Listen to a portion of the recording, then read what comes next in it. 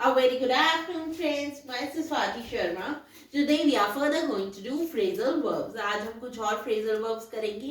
तो शुरू करते हैं go over something से. इसका मतलब क्या होता है? Go over something का मतलब होता है रिव्यू करना. देखिए, जब आप पेपर देने जाते हैं तो आप पेपर को टीचर को हैंड इन करने से पहले रिव्यू करते हैं, रिवाइज करते हैं, देखते हैं उसमें कोई गलती तो नहीं है. उसे कहते हैं go over something. अब ये पेपर के लिए ही नहीं यूज हो सकता. आप जैसे कोई डॉक्यूमेंट साइन बनाते हैं तो उन्हें सबमिट करने से पहले आप उनको देखते हैं, रिव्यू करते हैं. तो इस तरह से रिव्यू करने को कहते हैं गो ओवर समथिंग. जैसे ही वेंट ओवर द पेपर्स, वो जो था उसने पेपर्स को गो ओवर किया. तो क्या कहेंगे? ही वेंट ओवर द पेपर्स, उसने पेपर्स को गो ओवर किया. Next is go over. इसका मतलब क्या होता है? इसका मतलब होता है विजिट समबडी नियर बाय. देखिए, आपके घर के आसपास कोई रहता है तो उसके घर आप जाते हैं. यहाँ पे बात हो रही है पास की, नियर बाय की. आप किसी के घर जाते हैं जो आपके घर के पास रहता है तो उसके लिए भी हम यूज कर सकते हैं go over. I went over to my neighbour's house. मैं अपने नेबर के घर गया तो क्या कहेंगे? I went over my neighbour's house. Next is get up. Get up का क्या मतलब होता है? इसका मतलब होता है गेट आउट ऑफ बेड. सुबह जब हम उठते हैं तो उस बेड से उस उठने को हम कहते हैं गेट अप. देखिए, I got up early in the morning. मैं सुबह जल्दी उठ गया तो क्या कहेंगे? I got up early in the morning. Next is get up. Again एक और गेट अप का यूज होता है, वो होता है स्टैंड, खड़े होना. देखिए, I asked him to get up and give the seat to the elderly. मैंने उसे कहा खड़े हो जाओ सीट से और एल्डरली को सीट दे दो. तो उसे क्या कहते हैं? उसको भी कहते हैं गेट अप होना. Next is get together. Get together होता है meet usually for some reason.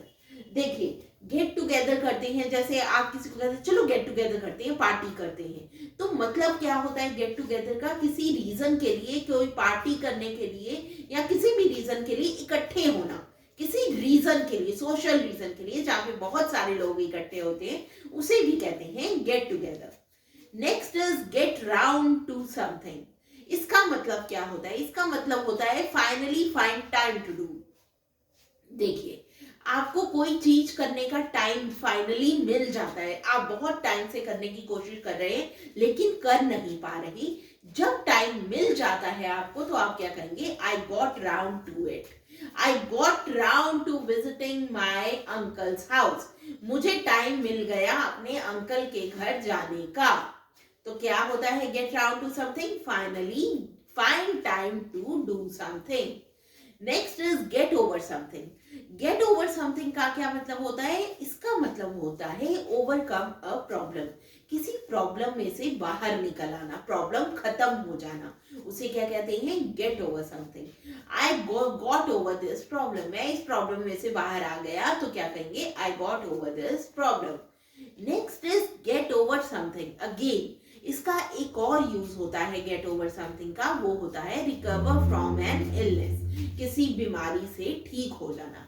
He has got over the illness. वो बीमारी से ठीक हो गया है तो क्या कहेंगे? He has got over the illness. Next is go out. Go out क्या होता है? Go out होता है leave home to go to a social event. आप घर से बाहर जाते हैं किसी सोशल इवेंट के लिए तो क्या कहेंगे? I am going out for a party. मैं बाहर जा रहा हूँ पार्टी के लिए. So friends, that was all about it. I hope you learn them thoroughly and bring them into your daily use. I'll see you in the next video. If you like the video, please share and subscribe. Thank you.